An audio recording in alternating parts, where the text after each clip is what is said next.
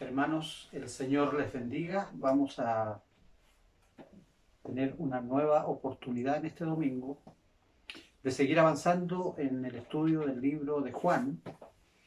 Y allí donde usted esté, en su casita, en su comedor, en su cocina, aún en su dormitorio, espero que podamos aprender una vez más lo que el Señor ha dispuesto para que podamos compartir y ha dispuesto para que podamos aprender en función de lo que hemos venido enseñando acerca de este libro maravilloso de Juan. Damos gracias al Señor por poder tener esta oportunidad. Damos gracias al Señor porque solo su gracia permite que podamos compartir una clase más este día domingo. Y vamos a proceder en lo que nos convoca hoy, en lo que se me ha asignado en función de los versículos que vamos a compartir. Y yo le invito a abrir su Biblia en el libro de Juan, capítulo 18, y vamos a leer desde el verso 7 al verso 14.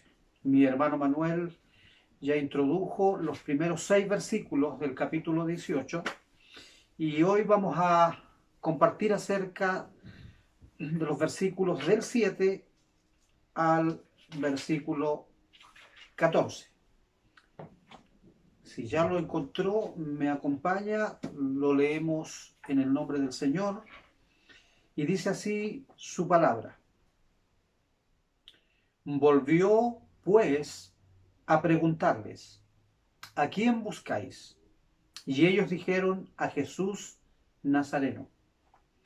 Respondió Jesús, os he dicho que yo soy. Pues si me buscáis a mí, dejad ir a estos. Para que se cumpliese aquello que había dicho, de los que me diste, no perdí ninguno. Entonces Simón Pedro, que tenía una espada, la desenvainó e hirió al siervo del sumo sacerdote y le cortó la oreja derecha. Y el siervo se llamaba Malco. Jesús entonces dijo a Pedro, mete tu espada en la vaina. La copa que el Padre me ha dado, ¿no la he de beber? Luego leemos del 12 al 14 con el título Jesús ante el sumo sacerdote. Entonces la compañía de soldados, el tribuno y los alguaciles de los judíos prendieron a Jesús y le ataron. Y le llevaron primeramente a Anás, porque era suegro de Caifás, que era sumo sacerdote aquel año. Era Caifás el que había dado el consejo a los judíos de que convenía que un solo hombre muriese por el pueblo. Vamos a tener un momento de oración. Padre, le damos gracias en este momento porque usted, Señor, a través de las Escrituras nos revela las cosas que necesitamos entender espiritualmente para que a través de ella usted nos pueda fortalecer en nuestro espíritu para poder vivir una vida apegada y conforme a su voluntad.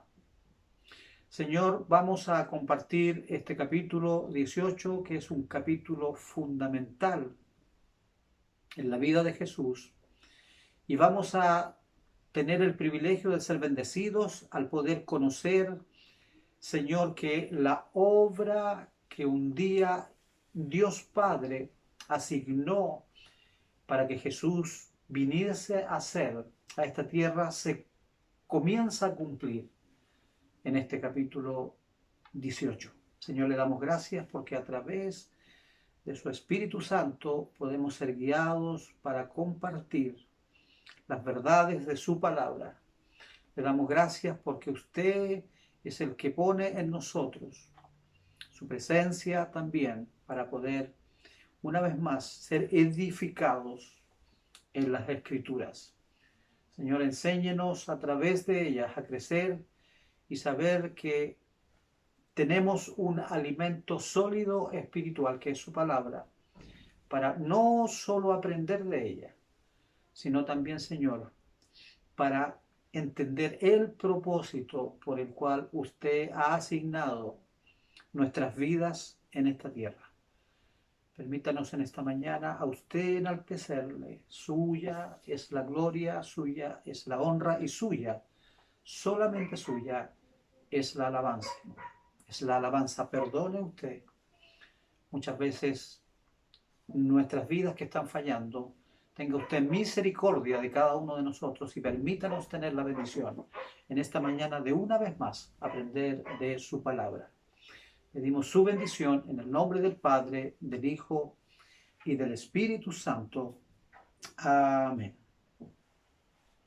Hermanos míos, el poder seguir estudiando en esta mañana el capítulo 18 de Juan, con el título El arresto de Jesús, es algo tremendo, hermanos, porque desde este capítulo 18 comienza a consumarse el propósito por el cual nuestro Señor Jesucristo vino a este mundo, bajó a ser igual a cada uno de nosotros, y vino Él a consumar un propósito que era morir por los pecados del mundo, por los pecados de la humanidad.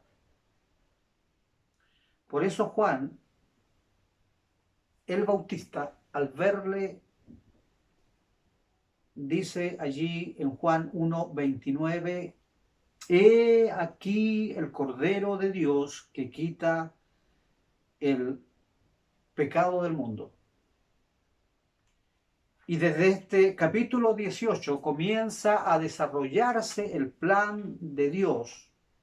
Jesús en este capítulo 18 comienza a escribir la historia de su redención por la humanidad, del plan perfecto de Dios Padre para que la humanidad pudiese ser salvo a través del sacrificio de Jesús.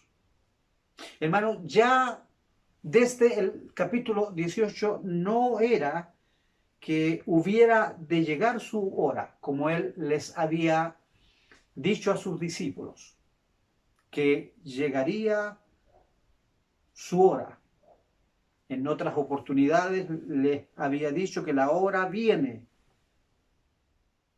Ya no era desde el capítulo 18 que su hora vendría. Desde el capítulo 18 la hora ya había llegado. Comenzaba el momento en que Jesús desarrollaría el propósito por el cual Él vino a esta tierra, vino a este mundo. Por lo cual acá vemos, hermanos, cómo Dios cumple su palabra dicha en Juan 3:16, porque de tal manera amó Dios al mundo que dio a su Hijo para que todo aquel que en él cree no se pierda, mas tenga vida eterna. ¿Por qué decir esto antes de avanzar con los versículos asignados?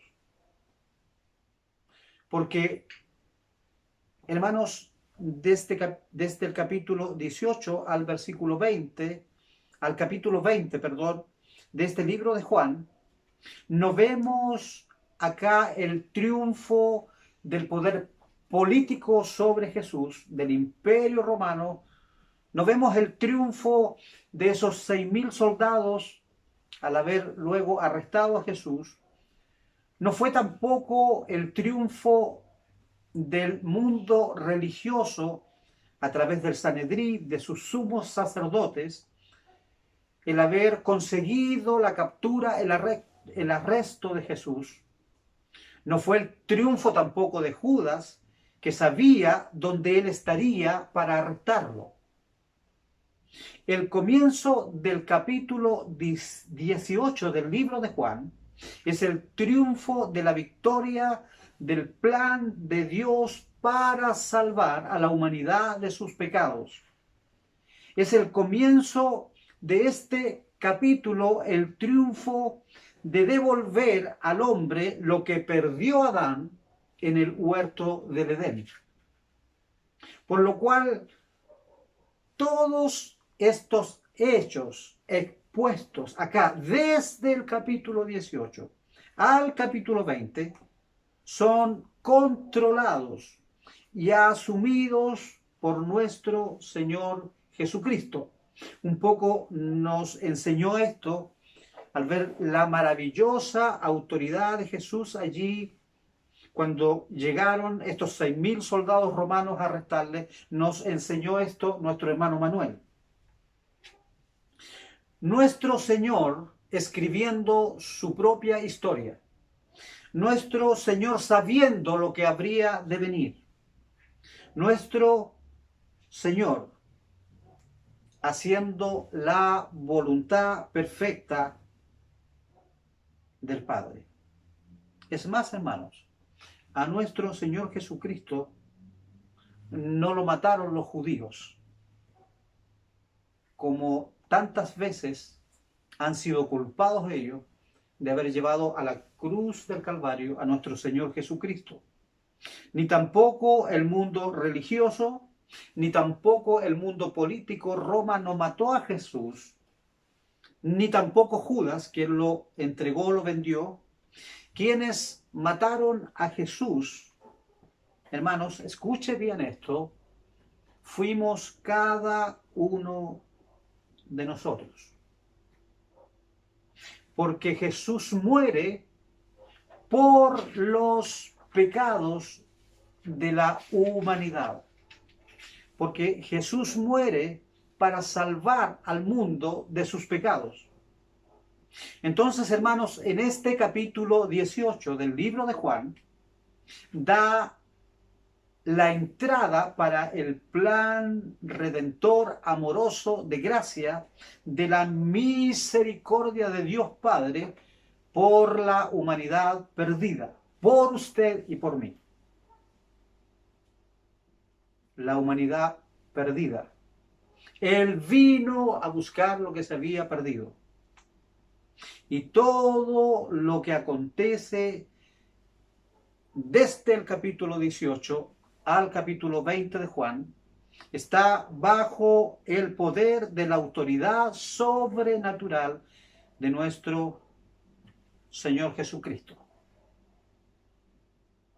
Por lo dicho, entonces la próxima vez que a usted le pregunten quién provocó la muerte de Jesús en la cruz del Calvario, usted va a responder: yo, porque Él vino a morir por mis pecados.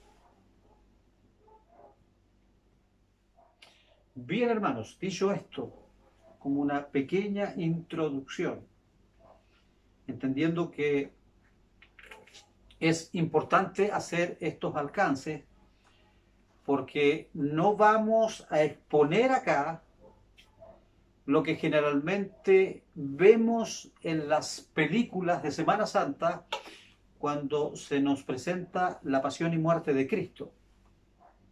Porque allí pareciese que Jesús fuera un Jesús desprovisto de su poder. Allí pareciese que el mundo religioso y el mundo político a través del Imperio Romano tenían el control absoluto de Jesús, y parece que no es tan evidente eso a la luz de las Escrituras.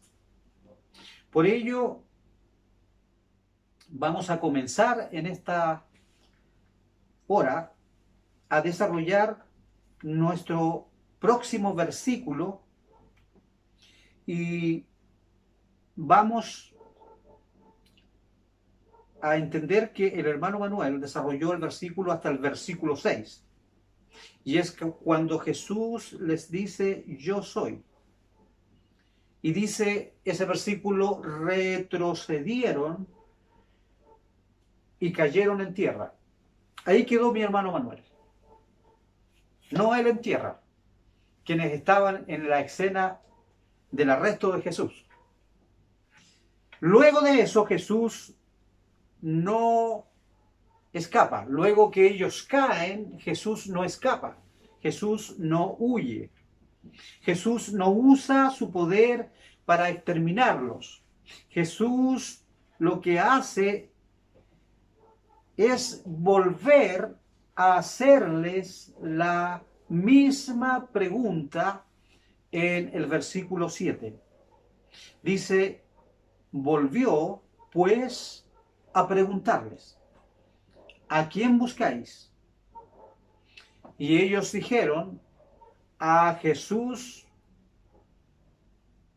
de Nazaret, o a Jesús Nazareno.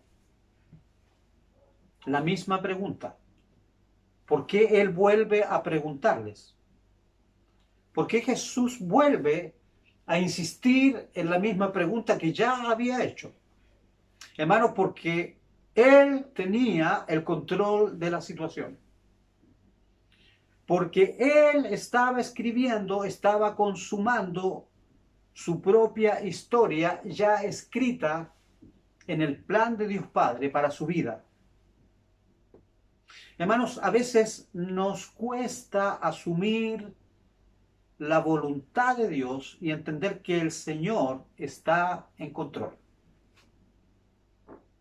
Todo lo que está pasando hoy en su vida, Dios está en control de ella. ¿Y por qué están pasando cosas en su vida que quizás a usted no le gusten? Que quizás aún usted encuentre injustas. ¿Por qué están pasando cosas en su vida que quizás usted hasta no entienda? Primero, porque Dios está en control y en ese control Él desea moldear, desea desarrollar, desea formar en usted lo que luego Él hará en función de su propósito en su vida. Todo, absolutamente todo, lo que a usted y a mí me pasen, está determinado por una palabra del Señor que dice que a los que aman a Dios, todas las cosas les ayudan a bien. No importando el momento que usted esté viviendo, el Señor le sigue amando con su mismo amor intenso. No importando lo que usted esté viviendo, el Señor aún sigue deseando lo mejor para su vida. ¿Cuál es la enseñanza acá? Jesús está en control.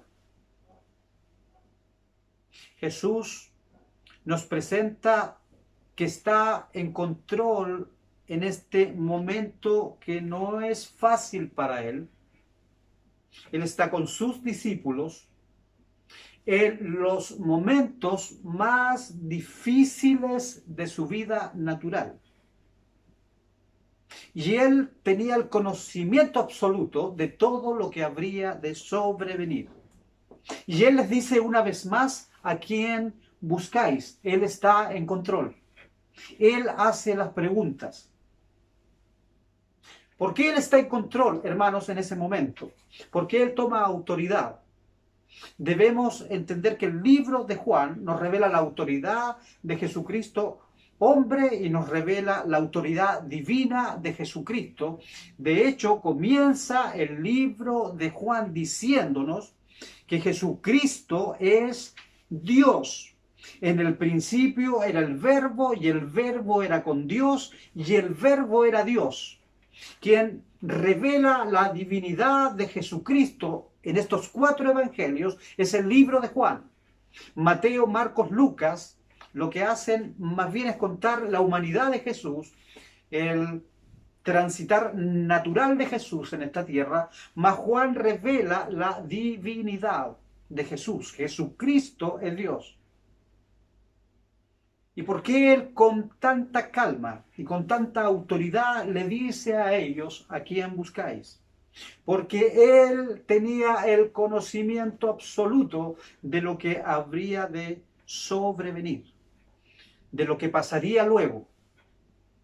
Él sabía que su sufrimiento, él sabía que su dolor, su escarnecimiento, su derramamiento de su preciosa sangre, su corona de espinas que sería puesta allí en su cabeza, él sabía que tenía un resultado de victoria frente a la situación.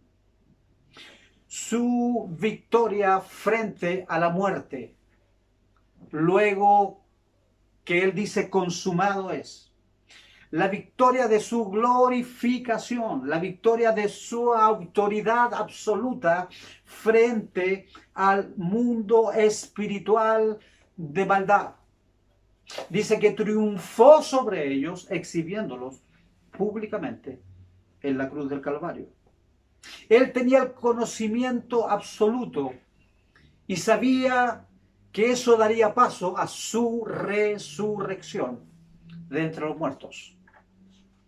Entonces el control que Jesús tenía divinamente frente a eso era porque él conocía absolutamente todo lo que sucedería. Una buena noticia para hoy, para cada uno de nosotros frente a esto. Hermanos, Jesús sigue en control. Dios sigue en control. Nosotros miramos las noticias y está todo en descontrol. Jesús está en control. Nosotros nos informamos a través de los medios y vemos el caos, la confusión que hay en el mundo porque no hay nada en control. Dios sigue en control y en esta mañana el Señor nos dice, no temáis, yo estoy con vosotros todos los días del mundo. Yo estoy con vosotros. Jesucristo está con nosotros.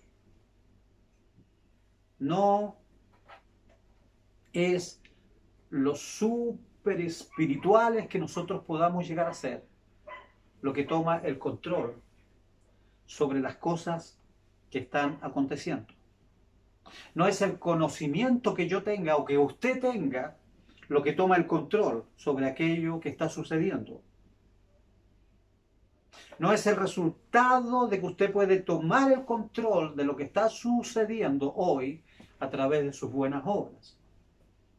La buena noticia para usted y para mí es que Jesús, es que Dios, es que la Trinidad de Dios sigue en control sobre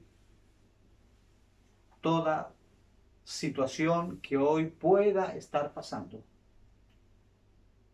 La verdadera razón, hermanos, de que nosotros debemos estar tranquilos, la verdadera razón de que usted y yo podemos reposar y descansar en este mundo y sus aflicciones, sus circunstancias, es que nuestro Señor Jesucristo murió en la cruz del Calvario para estar en autoridad, no sobre algunas cosas, sobre todas las cosas. Y por difícil que sean las circunstancias, por dolorosa que sea la circunstancia, por aflictiva que sea la circunstancia, Jesús permanece fiel con usted y conmigo y todo está en control por la promesa de que Él estaría todos los días con cada uno de nosotros hasta el fin del mundo. ¿Qué pasa si usted no lo cree esto? Hay una parte que sí debemos hacer nosotros, que es creerlo. Si usted no lo cree, no va a descansar. Si usted no lo cree, no va a entrar en reposo. Si usted no lo cree, va a seguir enfermándose de los nervios. Ahora, si lo cree, descansará. En la paz de Jesús, en la paz de Dios, que sobrepasa, no necesita entenderlo, la paz de Dios sobrepasa todo entendimiento. Entonces, hermanos, debemos en esta mañana alegrarnos, porque así como en ese momento más difícil de la vida de Jesús, Él estaba en control, hoy Él sigue estando en control. No solo sobre algunas cosas, ya lo dijimos, sino sobre todas las cosas. Vamos a avanzar, versículo 8. Respondió Jesús, os he dicho que yo soy. Pues si me buscáis a mí, dejad ir a estos. Jesús les vuelve a responder, yo soy. Y vuelve a manifestar su gloria poderosa, su autoridad divina sobre ellos. Y les dice, vamos a hacer algo. Y ese algo va a ser lo que yo voy a determinar que se va a hacer. Y Él le dice a ellos, tómenme a mí y dejen ir a estos. Usted no lo ve esto en las películas. Mire, a mí me llama poderosamente la atención por qué 6.000 soldados romanos, más los principales sacerdotes allí convocados, con toda la artillería del ejército romano, artillería pesada de primera línea de la época, el hermano Manuel nos graficó un poco eso, aún no arrestan a Jesús. Y por lo que acá nos dice el libro de Juan, les está diciendo Jesús lo que deben hacer. Hermano, o sea, el que debe ser arrestado dirigiendo el arresto. Y él dice, yo soy al que deben arrestar. Y deben dejar ir a esto, a sus discípulos. La misión, hermanos, según uno de los escritores de la historia de la época, Flavio Josefo, la misión que llevaba el ejército romano, la misión que llevaban los sumos sacerdotes, la misión de ellos era arrestar a Jesús y sus discípulos. Pero sabe, hermanos, si hay una de las cosas que es maravillosa en estos acontecimientos, es que Dios siempre está por sobre el poder, la autoridad y el control del hombre. ¿Por qué dijo Jesús, arrestarme a mí y dejad ir a estos? ¿Por qué dijo, dejad ir a estos? Versículo 9. Para que se cumpliese aquello que habían dicho. De los que me diste, no perdí ninguno. Quiero que busque en el libro de Juan, capítulo 6, versículo 39, para respaldar lo que aquí Jesús está diciendo. Juan, capítulo 6, versículo 39 dice, y esta es la voluntad del Padre, el que me envió, que de todo lo que me diere, no pierda yo nada, sino que lo resucite en el día postrero. Vamos a leer Juan 17, 12 además. Dice, cuando estaba con ellos en el mundo, yo los guardaba en tu nombre. A los que me diste, yo los guardé. Y ninguno de ellos se perdió, sino el hijo de perdición, para que la escritura, una vez más, se cumpliese.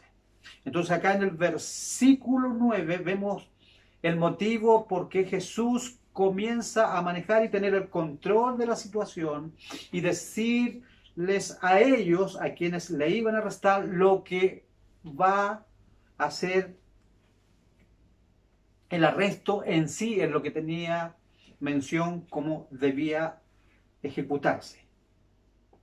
Hermano, Jesús de alguna forma aquí se levanta como el león de la tribu de Judá. Allí sus discípulos, que podían venir a ser sus cachorros, y el león los defiende. Dice, me toman a mí, pero los dejan a ellos.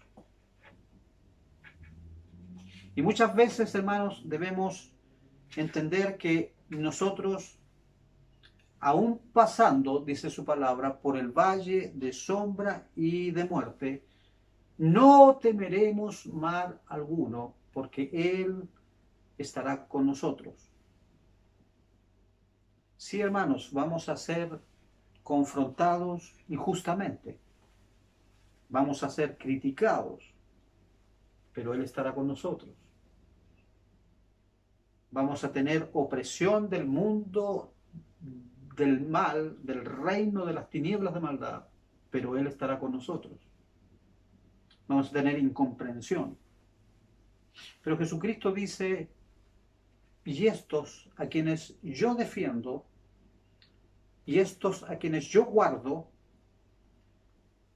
y estos a quienes yo he prometido estar con ellos todos los días, un día serán resucitados en el día final. O si están en vida, volarán conmigo a las nubes de gloria. Entonces, hermanos, de alguna forma, ¿qué nos separará del amor de Dios? Y debemos levantar el nombre de Jesús en este tiempo. Debemos entregar más que sacrificios y obra el Evangelio por el cual fuimos llamados, que es dar a conocer la obra de Jesucristo en la cruz del Calvario, para que la humanidad pueda ser alcanzada. Hermanos, Jesús sigue siendo la respuesta. Jesús sigue siendo el camino, sigue siendo la verdad y sigue siendo la vida. La iglesia fue llamada para levantar el nombre de Jesús. Nosotros, cada uno de nosotros, hemos sido llamados para, en prioridad, dar a conocer el poder, la autoridad de nuestro Señor Jesucristo. Entonces, cuando entendemos esta verdad, debemos asumirla en gozo, porque Él va a estar con nosotros todos los días del mundo. Hasta este versículo, el versículo 9, vemos manifestada la divinidad de Jesús, la autoridad sobrenatural de Jesús, Él tomando control de la situación y Él levantándose y diciendo lo que se va a hacer. Jesús sigue en control y está decidiendo todo lo que está aconteciendo. Pero luego en el versículo 10 vemos cómo muchas veces nosotros en nuestra humanidad caída, y aún estando cerca de Jesús, Pedro estaba cerca de Jesús, cada uno de ellos estaba cerca de Jesús, aún Judas, que le traicionó, estaba muy cerca de Jesús, estuvo mucho tiempo cerca de Jesús. Nos perdemos en nuestra humanidad y muchas veces procedemos en función de querer ayudar a Dios. Y el versículo 10 dice lo siguiente, es interesante, porque aquí cambia el cuadro. Dice, entonces Simón Pedro, que tenía una espada, la desenvainó e hirió al siervo del sumo sacerdote y le cortó la oreja derecha, y el siervo se llamaba Malco. ¿Qué vemos acá, hermanos? Lo que la humanidad manifiesta cuando es gobernada por la carne. Acá Pedro, en su sentir humano, trata de evitar el arresto de Jesús. ¿Sabe lo que significa eso? Él trata de evitar el plan de Dios redentor hacia la humanidad. Imagínense. Y él saca su espada, o sea, Pedro fue con una espada, y le corta la oreja derecha a un hombre llamado Malco. Y en este hecho es en donde debemos detenernos y entender que la obra de Dios es de Dios y no humana. Que la iglesia es del Señor y no humana. Pero Pedro se levanta y emocionalmente, muy, me imagino, afectado por la situación, quiere hacer su obra en función de las circunstancias que se están viviendo. Y a veces, hermanos, emocionalmente hacemos estas cosas que me atrevo a decir que no todas son malas, que pueden ser aún buenas, pero en este caso y en muchos casos más, necesariamente no son la voluntad de Dios. Y aún siendo un poquito más agudos, hermanos, a veces hacemos cosas para Dios y dejamos de hacer la voluntad de Dios. Y esto es una palabra fuerte, porque a veces nos gusta movernos religiosamente. La religión es lo que ha degradado la iglesia del Señor. La palabra religión viene del griego religar, que es hacer buenas cosas para Dios, buenas obras para Dios, para ser aceptado por Dios. Pero Jesús le dice a Pedro, versículo 11. Jesús entonces dijo a Pedro, mete tu espada en la vaina. La copa que el Padre me ha dado, Pedro, ¿no la he de beber? Fuerte. Jesús sigue levantándose en autoridad y ahora se dirige a Pedro. Imagine la escena. 6.000 soldados romanos viendo toda esa escena. Entre paréntesis, dicen los otros evangelios que Jesús toma la oreja de Malco y la pone en su lugar y él restaura su oreja. Y le dice a Pedro, Pedro, el plan es mío, no es tuyo. Yo estoy determinando lo que sucede acá. No es hora que tú entiendas que me puedes ayudar, porque la voluntad del Padre voy a hacer. Voy a beber de la copa que al Padre anteriormente le pedí en el Getsemaní que no quería beber, pero que también además dije, sea hecha tu voluntad. Entonces, muchas veces, hermanos, tenemos las mejores intenciones, tenemos los mejores planes para participar dentro de un proyecto de las cosas de Dios, pero estamos honestamente equivocados como Pedro. ¿Por qué la iglesia muchas veces no se levanta y no funciona en el propósito de Dios? Porque está en el plan del hombre. Porque creemos que haciendo cosas para Dios, Dios va a desarrollar su plan en función y por medio de esas cosas. Y no necesariamente es así. Ninguno de nosotros, absolutamente ninguno, está capacitado, hermanos, para impedir la voluntad de Dios.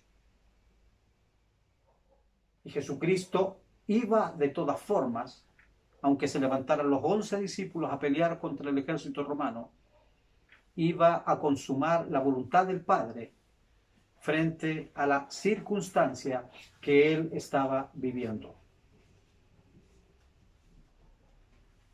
Hermano, puede ser espectacular lo que hagamos para Dios, mas Él no desea muchas veces cosas espectaculares. Puede ser sacrificar, con mucho sacrificio, que hagamos cosas para Dios, pero Él no quiere sacrificio. Él quiere que nosotros hagamos su voluntad. Entonces, acá finalizando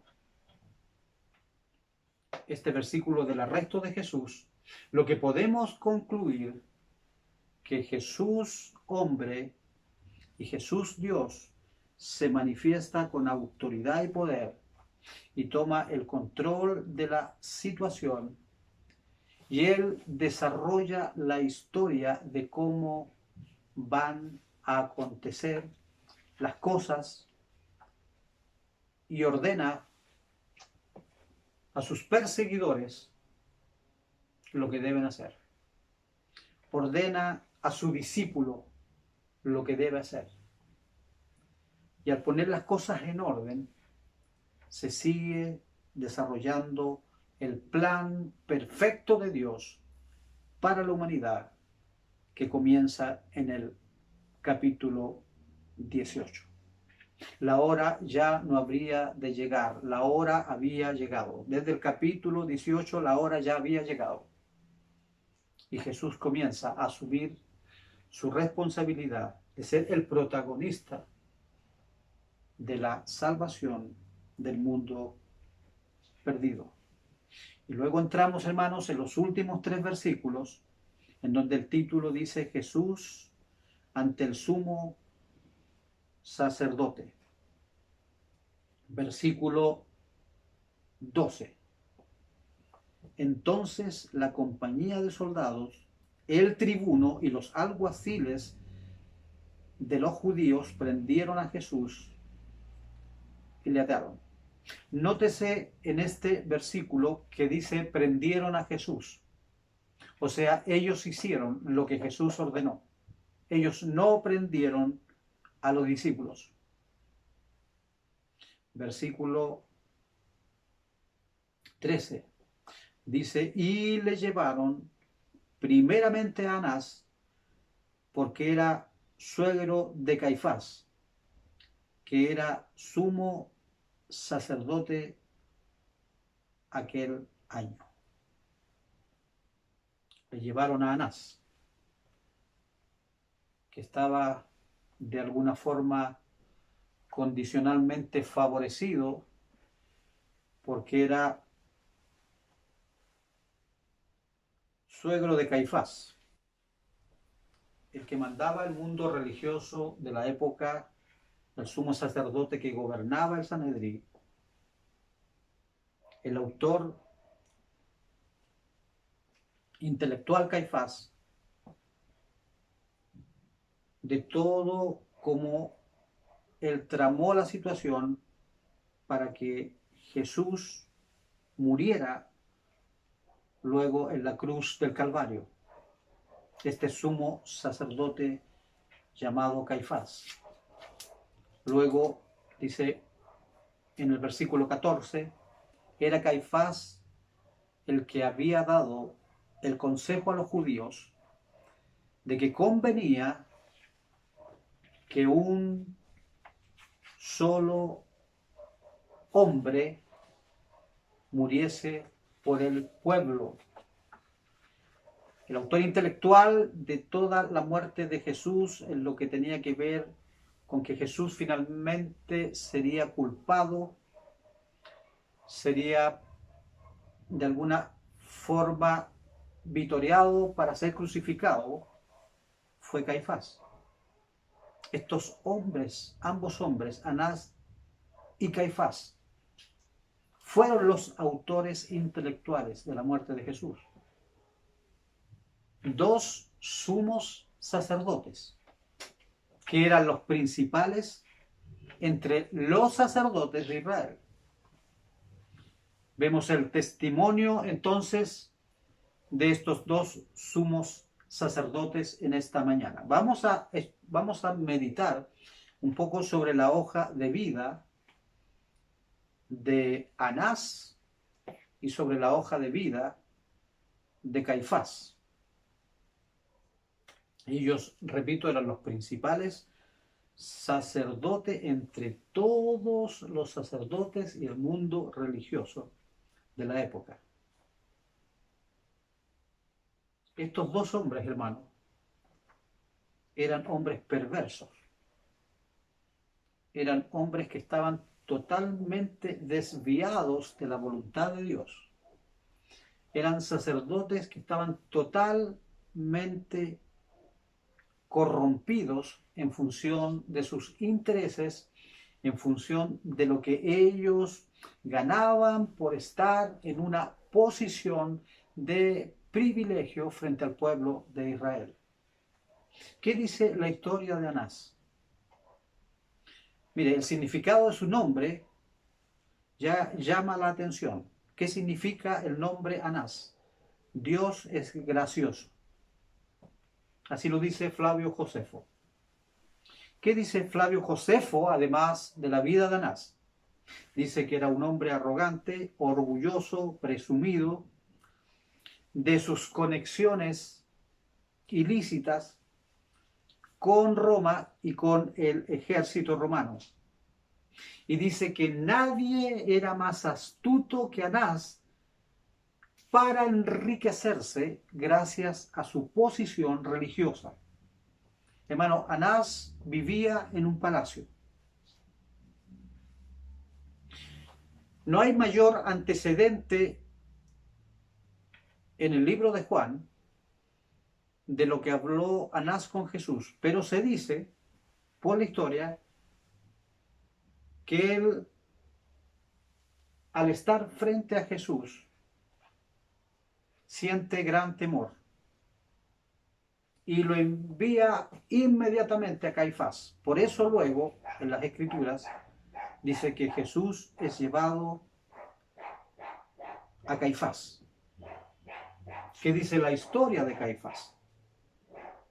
Se dice que era más político que sacerdote, que era un hombre hábil, que era manipulador. Su extensa posición como sacerdote, ¿por qué extensa posición como sacerdote? Porque él estaba a cargo de se estima, 25.000 personas. Él podía gobernar para sus intereses sobre 25.000 personas que le servían. Y su extensión como sacerdote, sus largos años que él vivió que él estuvo en esa posición como sacerdote, sirvió para que él se enriqueciera. También vivía en un palacio. Se estima que hacía muchos negocios a través del tema religioso de la época. Entonces estamos hablando que Jesús fue llevado frente a dos hombres corruptos, frente a dos sacerdotes corruptos, frente a dos personajes que solo usaban a Dios con intereses personales. Cualquier parecido a la realidad del hoy es pura coincidencia. La historia, hermano, establece que Caifás, de puño y letra, conspiró contra Jesús. Fue quien ideó su captura y luego reunió al Sanedrí para condenarlo. Y la motivación de la conspiración de Caifás en contra de Jesús fue su temor a perder su posición como sumo sacerdote. Jesús había revolucionado al pueblo de Israel, al mundo político y religioso. Jesús estaba de alguna forma tomando autoridad sobre lo que los sacerdotes nunca habían tomado porque no eran tal. Entonces se sintió amedrentado, se sintió atemorizado Caifás, y él de alguna forma armó todo esto para que Jesucristo finalmente fuera crucificado en la cruz del Calvario. Vemos cómo en esta historia Jesús no solo comienza a desarrollar el plan divino de Dios, de morir por cada uno de nosotros en la cruz del Calvario, sino vemos cómo su autoridad divina toma el control sobre los acontecimientos que él sabía que iban a sobrevenir. Vemos cómo la corrupción del hombre a través de Anás y Caifás se manifiesta una vez más en contra del poder, de la autoridad de Dios en relación a lo que Dios quiere para su pueblo, para su iglesia. Vemos cómo emocionalmente un hombre llamado Pedro se mueve por su ansiedad, por su falta de claridad, de entender que el control de todas las cosas siempre está sujeto a la autoridad divina y máxima de Dios. Y en esta mañana, hermanos, debemos descansar en saber que toda esta maravillosa historia tiene el resultado de que Jesucristo consumó finalmente el plan de Dios para su vida y para mi vida. El justo muriendo por los injustos. Hermanos, Jesús nunca pecó y Él murió por los pecadores. Jesús nunca se enfermó y Él murió por nuestras enfermedades. Entonces, lo que debemos nosotros hacer con la muerte, pasión y resurrección de Cristo es saber que siempre Dios va a ser el vencedor sobre su plan y sobre sus hijos. Él venció con su plan, con su Hijo unigénito en la cruz del Calvario. Y luego que Jesús resucita, ya no es su Hijo unigénito. Desde allí no se le llamó más Hijo unigénito, se le llamó Hijo primogénito, el primero de muchos. No sé en qué lugar de la lista de los hermanos de Jesús está usted, de los hijos de Dios está usted, pero Dios también ha provisto su plan con cada uno de nosotros.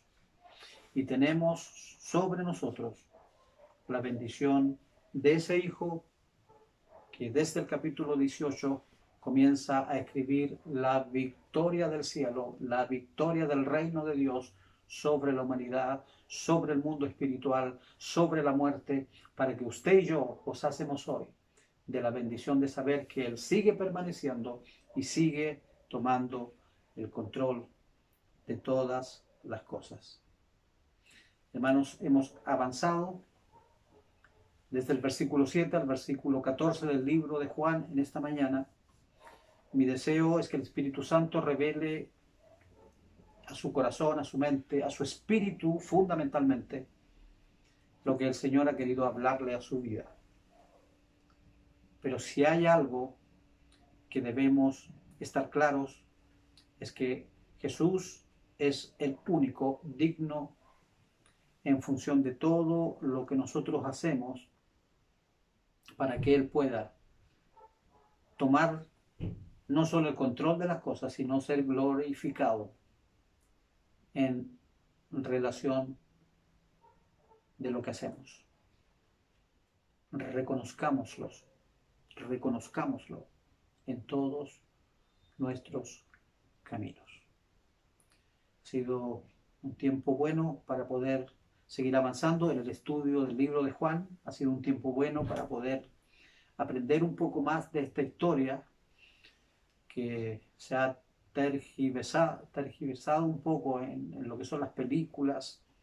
Aquí el libro de Juan nos dice la historia real, la historia de verdad. Y damos gracias al Señor porque una vez más vemos su gloria, vemos su poder, vemos su autoridad, vemos el mundo de maldad en contra de su vida, pero vemos la victoria de Dios sobre él, porque él venció al mundo. Vamos a orar. Padre, le damos gracias en este momento porque reconocemos que no somos nada delante de su presencia. Señor, reconocemos que por puro amor, gracia y misericordia, usted un día, Señor, entregó su vida por cada uno de nosotros. Que podamos entender, Señor, que esa vida allí entregada en la cruz del Calvario es la que hoy nos sostiene, es la que hoy nos bendice, es la que hoy nos consuela, nos da reposo, nos da paz y nos da la seguridad de que no estamos solos. Aún usted está con nosotros gobernando. Aún usted se levanta para decir: yo soy el pan de vida, yo soy la resurrección y la vida, yo soy el camino, la verdad y la vida. Aún usted, oh Señor Jesucristo, sigue siendo la única alternativa para cada uno de nosotros y para esta humanidad. Sea usted, Señor, glorificado y exaltado. Señor, elevamos en esta mañana toda pleitesía, toda honra y toda gloria. Solo a usted. Y pedimos, Señor, que usted tenga cada día a bien derramar su gracia, su amor y su misericordia sobre cada uno de nosotros. Y lo pedimos en el nombre poderoso de Jesús. Amén. Bien, hermano, el Señor les bendiga. Estaremos el próximo domingo aprendiendo más de este maravilloso libro de Juan. Nos quedan pocos capítulos, pero sin lugar a dudas, cada domingo es un desafío para aprender un poco más acerca de la palabra de Dios. El Señor les bendiga, que tengan un lindo día, que tengan buenos momentos, coman rico, disfruten que el Señor está con cada uno de nosotros. Que el Señor les bendiga.